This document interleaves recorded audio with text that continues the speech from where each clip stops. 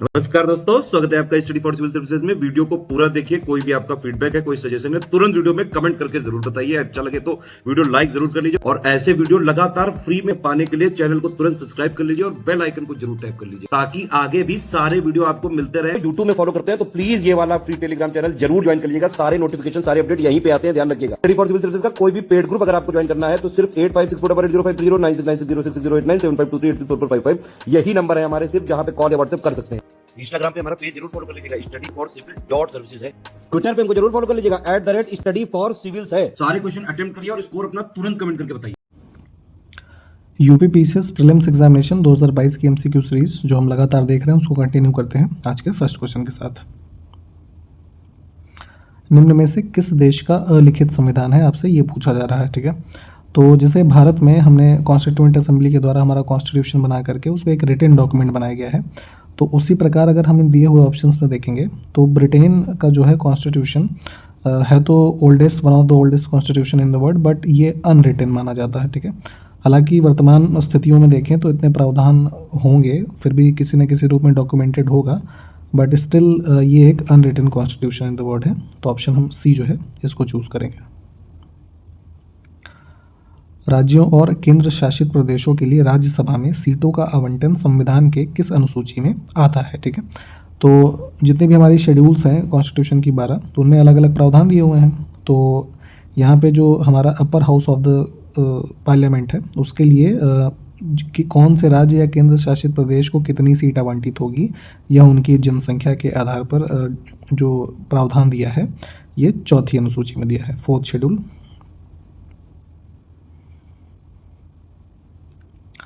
नागालैंड किस वर्ष एक राज्य के रूप में स्थापित किया गया था। ठीक है, ये आपसे पूछा जा रहा है। तो एक स्टेट के रूप में जो नागालैंड का फॉर्मेशन हुआ है 1963 में हुआ है। ऑप्शन डी जो है ये यहाँ से करेक्ट हो जाएगा। इसी के साथ एक फैक्ट आपको ये बताते चलें कि अभी हाल ही में मार्च 2022 में नागालैंड की जो स्टेट असेंबली है ये पूरे भारत में पहली ऐसी स्टेट असेंबली बन गई है जो कि पूरी तरीके से पेपर लेस हो चुकी है। ठीक है, यहाँ पे सारा कुछ जो है एक ऑनलाइन सॉफ्टवेयर प्रणाली विकसित की गई है नेशनल इन्फॉर्मेटिक्स सिस्टम के द्वारा, NEVS करके, है ना। तो इसके अंतर्गत ये पूरी तरीके से एक पेपरलेस असेंबली बन गई है, इसको भी ध्यान रखिए।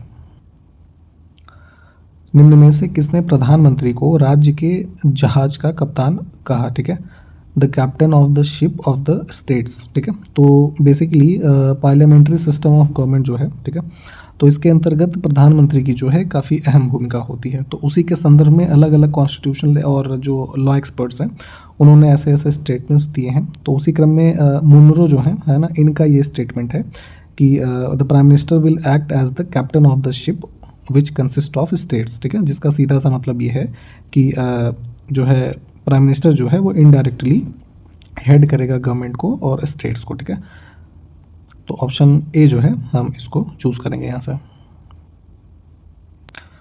वर्तमान में भारत का मुख्य चुनाव आयुक्त जो कि 24वें नंबर के चल रहे हैं ये कौन है, ये पूछा जा रहा है। ठीक है, तो चीफ इलेक्शन कमिश्नर एक होते हैं CEC, और इसके साथ साथ 2 इलेक्शन कमिश्नर्स होते हैं भारत का जो निर्वाचन आयोग है। ठीक है, इसके अंतर्गत। ठीक है, तो यहाँ पे देखेंगे तो मुख्य चुनाव आयुक्त अभी वर्तमान में जो है वो सुशील चंद्रा है। ठीक है, ऑप्शन ए जो है ये करेक्ट हो जाएगा। और इसी के साथ जो अन्य इलेक्शन कमिश्नर्स हैं 2, उसमें से पहले हैं राजीव कुमार। ठीक है, दूसरे हैं अनूप चंद्र पांडे, इनका भी नाम ध्यान रखिएगा। भारत का पहला मुख्य चुनाव आयुक्त कौन था। ठीक है, तो देखेंगे तो इलेक्शन कमीशन ऑफ इंडिया का जो फर्स्ट चीफ इलेक्शन कमिश्नर रहे हैं इनका नाम है सुकुमार सेन। ठीक है, ऑप्शन सी।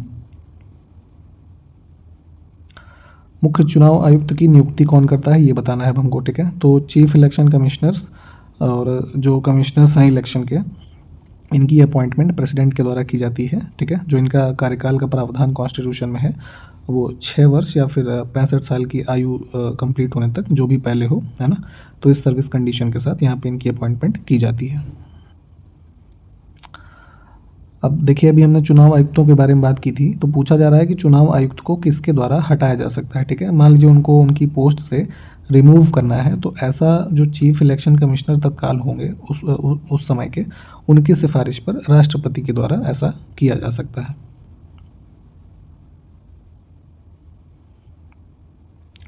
चुनाव आयोग में कुल कितने सदस्य होते हैं, ये आपको पहले ही बता दिया गया है अभी। एक मुख्य चुनाव आयुक्त और 2 चुनाव आयुक्त, ठीक है। तो टोटल इनकी संख्या हो जाती है 3। मुख्य चुनाव आयुक्त का कार्यकाल कितने वर्ष का होता है, ये भी अभी आपको बता दिया गया, 6 वर्ष का कार्यकाल होता है इनका।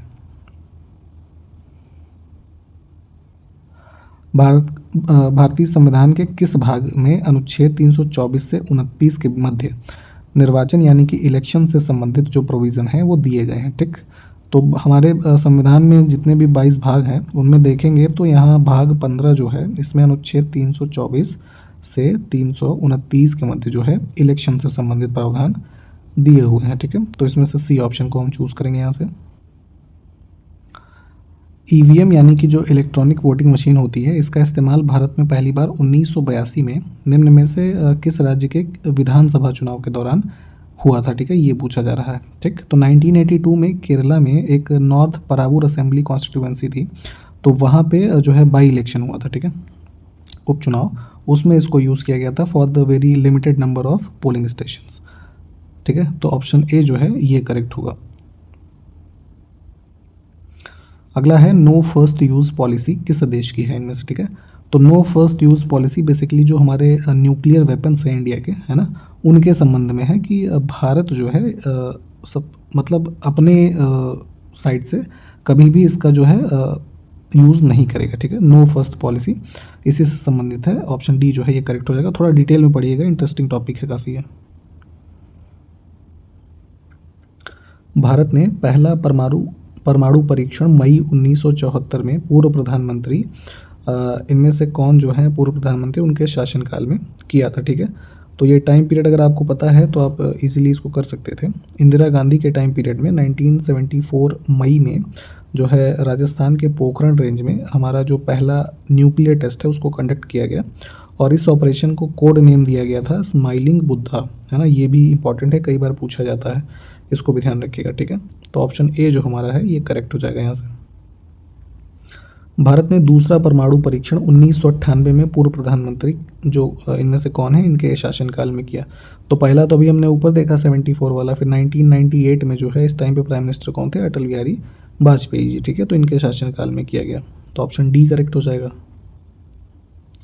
भारत के पहले परमाणु परीक्षण का क्या नाम था, अभी आपको बताया गया, इसका नाम क्या है, स्माइलिंग बुद्धा। परमाणु आपूर्तिकर्ता समूह यानी कि न्यूक्लियर सप्लायर्स ग्रुप जो है इनमें से कितने देशों का एक समूह है, ठीक है।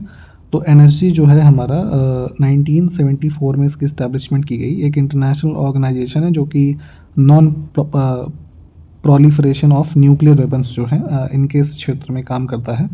तो देखेंगे तो अभी वर्तमान में जो है 48 ऐसे राष्ट्र हैं जो इसके सदस्य हैं, ठीक है। एक प्रश्न आपसे ये है कि भारत क्या इस समूह का सदस्य है, ये बताइए ज़रा। मनमोहन सिंह ने उदारीकरण की नीति जो है कब प्रस्तुत की थी, ठीक है। तो यहाँ पे देखेंगे तो जब हमारे इकोनॉमिक रिफॉर्म्स शुरू होने लगे, है ना, तो यहाँ पे लिबरलाइजेशन की पॉलिसी मनमोहन सिंह के द्वारा इंट्रोड्यूस की गई थी, जो तत्कालीन आरबीआई गवर्नर थे 1991 में। उदारीकरण की नीति लागू होने के समय भारत के प्रधानमंत्री कौन थे, ठीक है, ये बताना है। तो अभी हमने देखा कि introduction of liberalisation policy year, और इस टाइम पे प्राइम मिनिस्टर ऑब्वियस सी बात है पीवी नरसिम्हा राव जी हैं, ठीक है। ऑप्शन सी, कांग्रेस की गवर्नमेंट है यहाँ पे। नेक्स्ट है उदारीकरण की नीति किस पंचवर्षीय योजना में अपनाई गई थी, ये बताना है, ठीक है। तो वही हमारा ये टाइम पीरियड लिबरलाइजेशन पॉलिसी जो है ये 8वीं जो हमारी 5 ईयर प्लान है उसके दौरान की घटना है, तो ए ऑप्शन करेक्ट हो जाएगा। भारतीय रिजर्व बैंक की स्थापना हिल्टन यंग आयोग की सिफारिशों के आधार पर कब हुई थी, ठीक है। तो ये ध्यान रखिएगा, कमीशन जो है हिल्टन यंग कमीशन के रिकमेंडेशन पे रिजर्व बैंक ऑफ इंडिया जो वर्तमान में आप देखते हैं आरबीआई, इसकी स्थापना की गई थी 1935 में, ठीक है। किसके अंतर्गत की गई थी? एक आरबीआई एक्ट बना था 1934 का, है ना, उसके अंतर्गत शुरुआत में जो है इसको स्थापित किया गया था कोलकाता में, बाद में जो है इसको स्थानांतरित कर दिया गया है मुंबई में, ठीक है। तो वर्तमान में भी अगर आपसे पूछा जाए कि हेडक्वार्टर आरबीआई का कहाँ पे है, तो ये मुंबई में है। भारतीय रिजर्व बैंक का राष्ट्रीयकरण कब हुआ था, ये पूछा जा रहा है, ठीक है। तो पोस्ट इंडिपेंडेंस आरबीआई का नेशनलाइजेशन किया गया है वर्ष 1949 में। भारतीय रिजर्व बैंक के प्रथम गवर्नर कौन थे, ठीक है। तो इस्टेब्लिशमेंट के बाद देखेंगे तो अब यहाँ पे क्योंकि ब्रिटिशर्स के टाइम पीरियड पे हो रहा है इस्टेब्लिशमेंट, तो ब्रिटिशर्स गवर्नर भी कोई रहा होगा, ठीक है। तो इनका नाम है सर ऑसबॉर्न स्मिथ, ठीक है।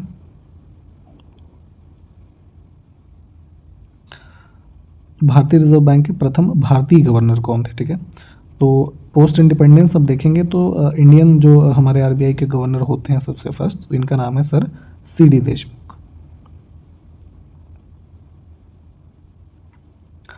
वर्तमान में शक्तिकांत दास भारतीय रिजर्व बैंक के कौन से नंबर के गवर्नर हैं, ये पूछा जा रहा है, ठीक है। तो 2018 में इनकी अपॉइंटमेंट की गई एज आरबीआई गवर्नर, ठीक है, 25 नंबर के। पंजाब के राज्यपाल बनवारी लाल पुरोहित ने भगवंत मान को पंजाब के कौन से मुख्यमंत्री के रूप में शपथ दिलाई, ठीक है। तो अभी मार्च के महीने में जो हमारे 5 राज्यों के इलेक्शन के रिजल्ट्स आए, तो उसके बाद पंजाब में आम आदमी पार्टी के अंतर्गत भगवंत मान की जो है मुख्यमंत्री बने हैं ये। तो यहाँ पे इनको पंजाब के 17वें मुख्यमंत्री के रूप में जो है शपथ दिलवाई गई है पंजाब के गवर्नर जो हैं बनवारी लाल पुरोहित जी के द्वारा, ठीक है। तो इनके गवर्नर का भी नाम ध्यान दीजिएगा, इनका नंबर, ठीक है, ऑप्शन सी। फरवरी 2022 मंथ का ICC player of the month के लिए किस भारतीय क्रिकेटर को चुना गया है, ठीक है। तो आईसीसी जो इंटरनेशनल क्रिकेट काउंसिल है, इनके द्वारा प्लेयर ऑफ द मंथ की भी जो एक कैटेगरी जो है सिलेक्शन शुरू किया गया है। तो फरवरी 2022 के लिए यहाँ पे चुना गया था श्रेयस अय्यर को, है ना, डी ऑप्शन करेक्ट है।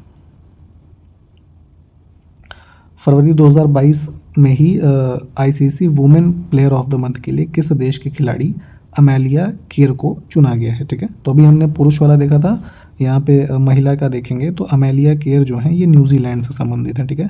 और किस मंथ की प्लेयर ऑफ द मंथ है, तो फरवरी 2022, इसको भी ध्यान रखिएगा। हाल ही में गैब्रियल बॉरिक फॉन्ट किस देश के नए राष्ट्रपति बने हैं, ठीक है। तो साउथ अमेरिकन कंट्री जो है चिली, ठीक है, चिली के ये नए प्रेसिडेंट बने हैं गैब्रियल बॉरिक फॉन्ट, नाम ध्यान रखिएगा।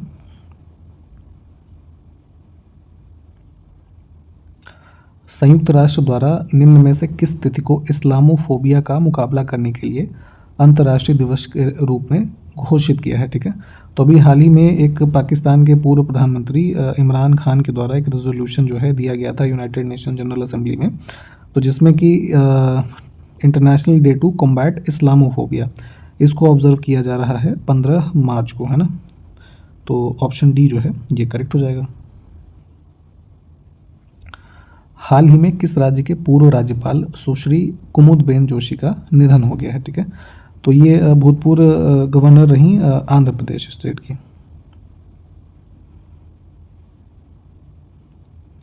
हाल ही में किस केंद्रीय मंत्री ने नई दिल्ली में ग्रीन हाइड्रोजन फ्यूल सेल आधारित इलेक्ट्रिक वाहन जिसका नाम है टोयोटा मिराई, है ना, इसको लॉन्च किया है, ठीक है।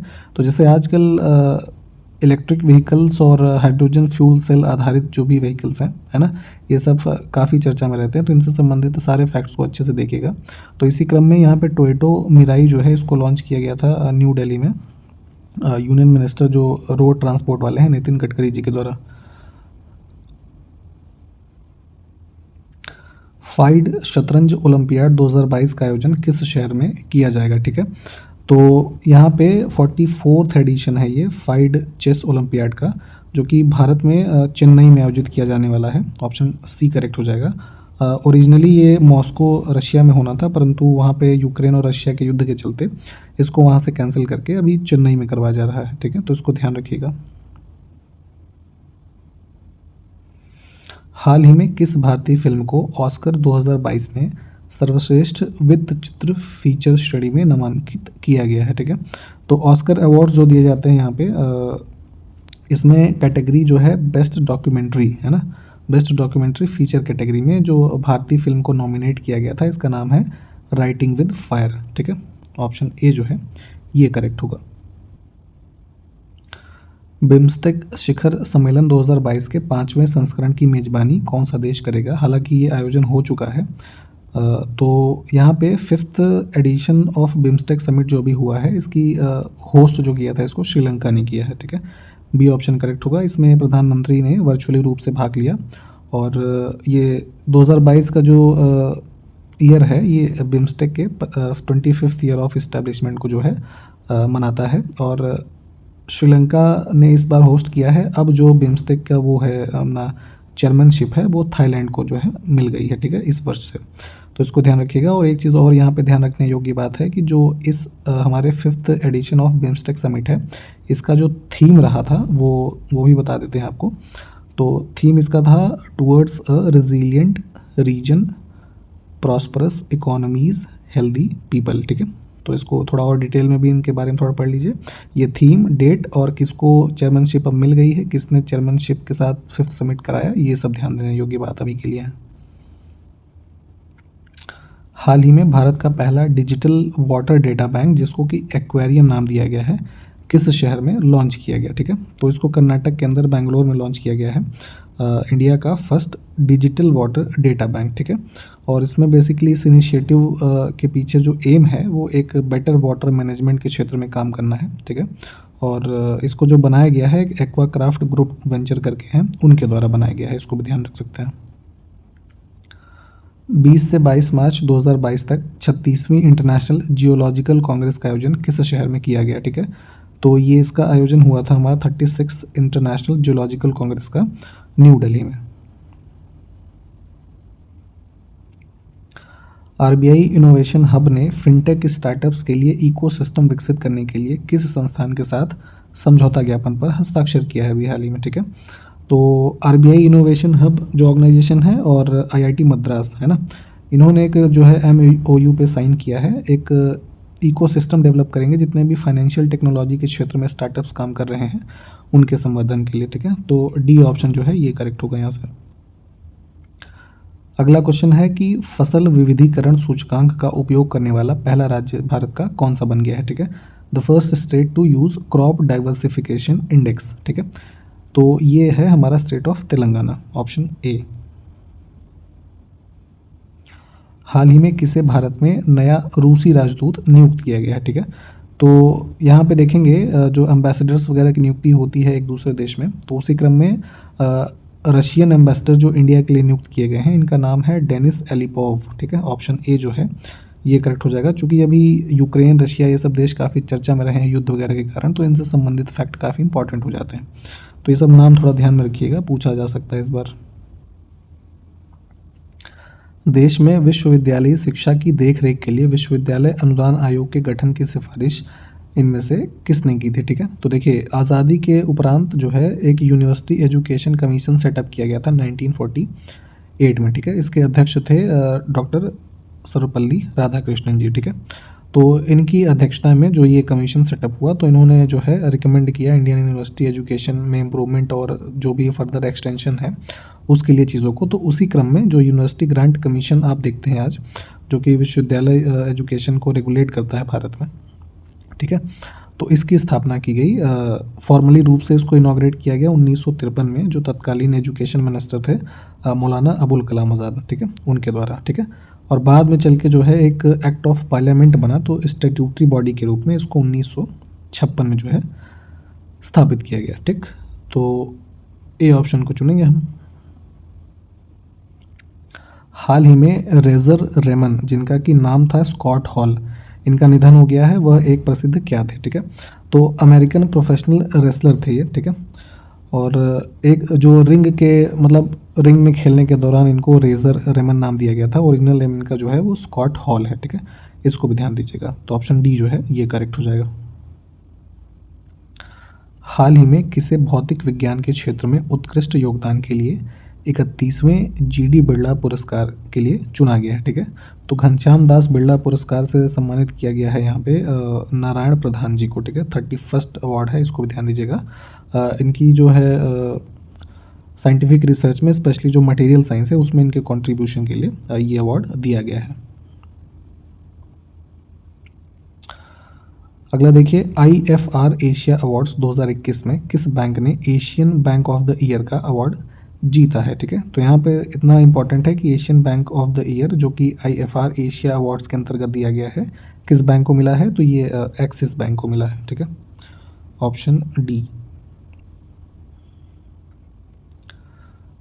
वर्ष 2022 का फारसी त्यौहार नौरोज़ जो है किस दिन मनाया गया। ठीक है, तो नौरोज़ फेस्टिवल जो पर्शियन फेस्टिवल है, इसको सेलिब्रेट किया जाता है प्रतिवर्ष।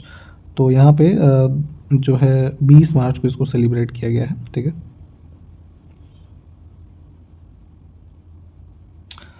एक स्टेशन एक उत्पाद को लागू करने वाला पूर्वी तट का पहला स्टेशन कौन सा बना है। ठीक है, ईस्टर्न कोस्ट की बात हो रही है।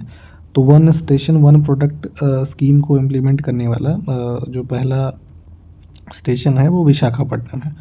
ऑप्शन ए जो है ये करेक्ट हो जाएगा। थोड़ा वन स्टेशन वन प्रोडक्ट के बारे में थोड़ा पढ़ लीजिएगा। और इस वीडियो को फ़िलहाल अभी यहीं पे समाप्त करेंगे। नेक्स्ट वीडियो में मिलते हैं आपसे। नमस्कार, जय हिंद।